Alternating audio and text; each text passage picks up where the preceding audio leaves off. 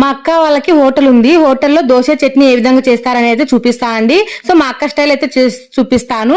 నేను ముందే అయితే ఇక్కడ దోశ పిండి అయితే రెడీ చేసి పెట్టేసుకున్నాను. ఇప్పుడు వచ్చేసి చట్నీ అయితే మీకు ఫుల్ గా చూపిస్తాను అనమాట. ఫుల్ వీడియో అయితే చేసి ఉన్నాను. సో మీకు క్లారిటీ అయితే చూపిస్తాను. ఇక్కడ వచ్చేసి నేను దోశ పిండి అయితే రెడీ చేసుకున్నాను కదా. ఇక్కడ కడాయి తీసేసుకొని కడాయిలో ముందే ఆయిల్ కొంచెం ఏగనిచ్చాయండి. ఏగనిచ్చిన తర్వాత పచ్చిమిరపకాయ అయితే వేసేసుకున్నాను. పచ్చిమిరపకాయలు కొద్దిగా లైట్ గా వేగిన తర్వాత ఇక్కడ ఆల్రెడీ నేను వాటర్ లో కడిగేసి కొంచెం తుంచేసి వేసేస్తున్నానండి. లేదంటే కనుక మనం అలాగే వేసేసుకున్నాం అనుకోండి అవి పగిలిపోయి మన మూతికి చిట్లుతాయి. సో అందుకోసం వచ్చేసి ఇలా మొత్తం అయితే నేను కొంచెం కొంచెం తుంచేసి ఈ విధంగా కొంచెం నూనెలో ఫ్రై అయిన తర్వాత ఇప్పుడు నేను బుడ్డపప్పు అయితే వేస్తున్నాను. మా అక్క అయితే కనుక బుడ్డపప్పులు సపరేట్ గా కొంచెం వేయించి తర్వాత అయితే వేసేస్తుంది, అంటే పొట్టు తీసేసి. కానీ నేను పొట్టు అయితే తీయకుండానే వేసేస్తున్నాను అండి. ఇది ఒకటి కొంచెం డిఫరెంట్ అయితే చేసా అనమాట. సో తర్వాత వచ్చేసి మనకు మెయిన్ గా ఈ చట్నీ బాగా కుదరాలి అంటే ఏంటంటే మనం బుడ్డపప్పులు ఎన్ని పిరికిళ్ళు తీసుకుంటామో అన్ని పిరికిళ్ళు మళ్ళీ మన పుట్నాల పప్పు కూడా వేసుకోవాలన్నమాట. సేమ్ గా హోటల్ వచ్చినట్టే వచ్చేస్తుంది. తర్వాత వచ్చేసి ఇది ఎండల కాలం కదండి, చట్నీ అనేది భంగం కాకుండా మధ్యాహ్నం వరకున్నా సాయంత్రం వరకున్నా నెక్స్ట్ రోజు వరకున్నా చట్నీ భంగం కాకుండా ఉండాలంటే కొంచెం చింతపండు అయితే వేసుకుంటే బాగుంటుందండి. ఇక్కడ చూడండి నేను స్టవ్ మొత్తం ఆపేసేసాను. ఆఫ్ చేసిన తర్వాత పుట్నాల పప్పు అనేది లాస్ట్ గానే వేస్తున్నాను. లాస్ట్ కు మళ్ళీ కొన్ని వెల్లుల్లిపాయలు కూడా వేసుకోవాలండి. సో ఈ విధంగా వెల్లుల్లిపాయలు అనేవి వేసేసుకున్న తర్వాత మనము మిక్సీ జార్కి అయితే పెట్టేసుకోవాలి. ఇంకా మిక్సీ అనేది పెట్టేసుకుంటే సరిపోతుంది అనమాట.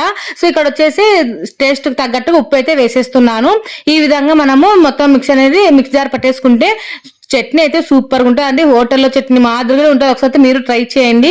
సో నేను ఎప్పుడు ట్రై చేసినా నాకు అట్లా వచ్చేది కాదు. మా అక్క దగ్గర చూసిన తర్వాత ఇలా ట్రై చేశాను అనమాట. ఇప్పుడు ఆయిల్ పోపు అనేది పెట్టేశాను. ఏం పోపు కూడా ఎక్కువ దినుసులు ఏం వేయలేదండి. ఓన్లీ ఎల్లుల్లిపాయలు, జీలకర్ర ఆవాలు, కరివేపాకు వేసేసుకొని తర్వాత అయితే పెట్టేశాను. ఇది మనకు చట్నీ అనేది బాగా ఫ్రెష్, అంటే మనకు ఒకటే లాగానే ఉండాలి అంటే కనుక, అంటే హోటల్ స్టైల్లో ఉండాలి అంటే కనుక మనకు చట్నీ మిక్స్ పట్టిన తర్వాత సపరేట్ కడాయిలో వేసుకొని అక్కడే మనము తిరువాతన పెట్టేసుకుంటే టేస్ట్ వేరేలా ఉంటుంది. ఇప్పుడు వచ్చేసి దోశలు అనేవి నేను మా అత్త మా మామల కోసం అయితే వేస్తున్నా అండి. ఆయిల్ దోశలు అనమాట. వీళ్ళు మెత్తగా ఉండడం అంటే ఇష్టపడతారు, కొంచెం ముసలి వాళ్ళు కదా. సో మెత్తగా ఉన్న దోశలు అంటేనే ఇష్టం అనమాట వాళ్ళకి. అందుకోసం వచ్చేసి ఆయిల్ పోసి కింద ఈ విధంగా దోశ అయితే వేస్తున్నాం. తర్వాత మాకు వచ్చేసి హోటల్ స్టైల్లోనే మేము దోశ అయితే వేసుకున్నామండి.